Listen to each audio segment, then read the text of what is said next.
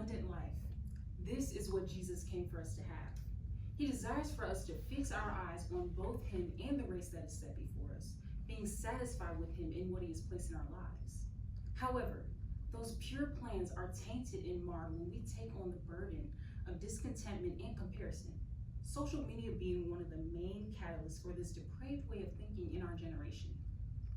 Today, I would like to inform you of how social media affects people's lack of contentment and how it fuels FOMO, or the fear of missing out.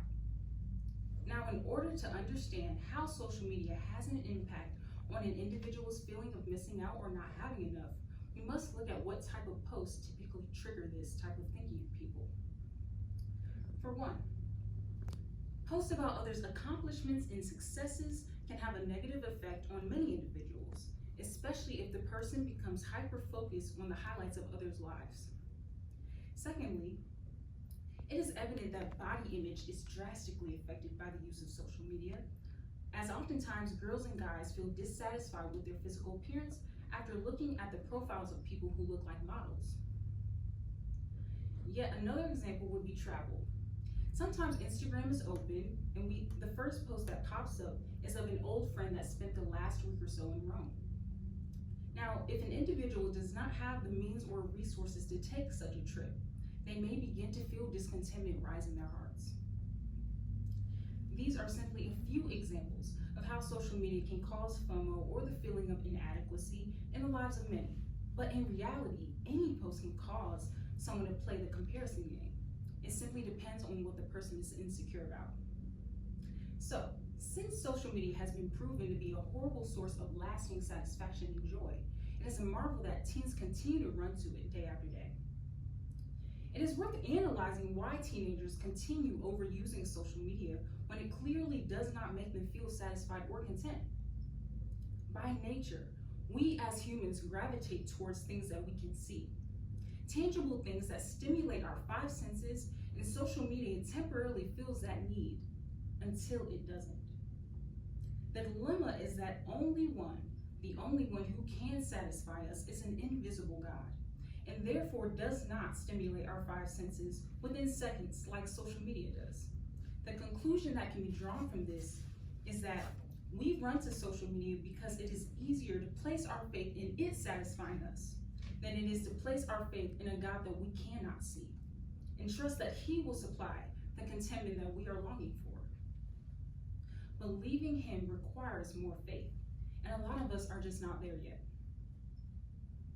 Now, in the words of writer Jackie Hill Perry, social media thrives on our neediness, and subsequently, it causes us to be discontent in being known and loved by God and God alone.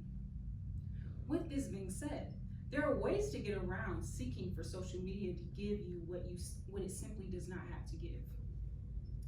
Here's the main way to avoid feeling dissatisfied when scrolling on social media platforms.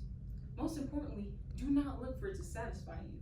You will not feel so inadequate when scrolling when you find your satisfaction in the ocean that is God's love and grace that he gives you day in and day out, many times without us even stopping to thank him. Having this mindset will cause gratitude in our hearts, and it's hard to have FOMO when you are thankful. Secondly, spend more time with your friends and family in person.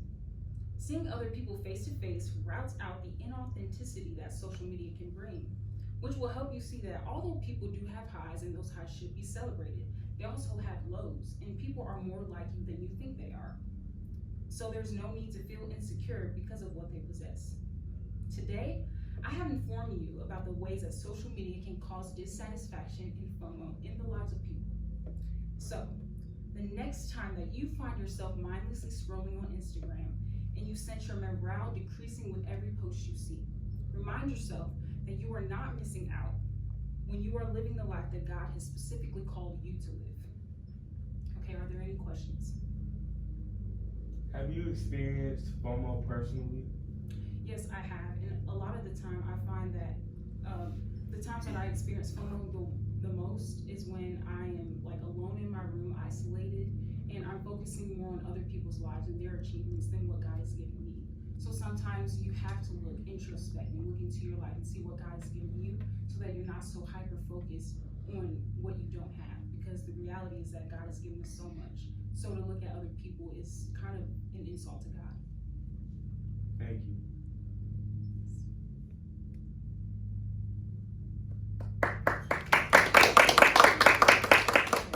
Good job, Hope.